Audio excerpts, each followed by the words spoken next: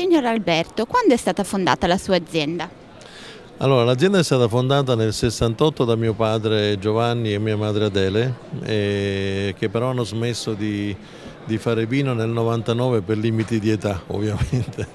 E io nel 2002 ho ripiantato ex novo 35 ettari di vigneti a Spagliera nel nord della regione dove sono nato, e pertanto adesso l'azienda ha circa 10 anni condotti da me.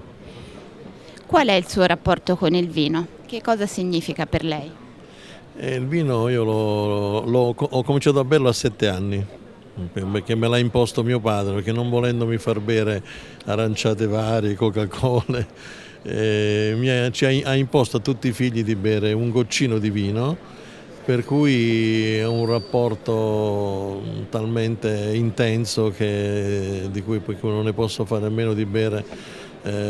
Ho sempre bevuto a pranzo, cene, addirittura in quantità smisurate quando la salute me lo consentiva e anche l'età, per cui sono nato nel vino, a 10 anni ero già con lui e mia madre nei vigneti a lavorare, ho vissuto tutta la vecchia viticoltura quando era tutto fatto a mano, quando i trattori non entravano perché i filari erano troppo stretti, e quindi tutto ciò che significa lavorare il vigneto, dalla zappatura alla vendemmia con le cassette trascinate, cioè sulle spalle, caricate sui camion,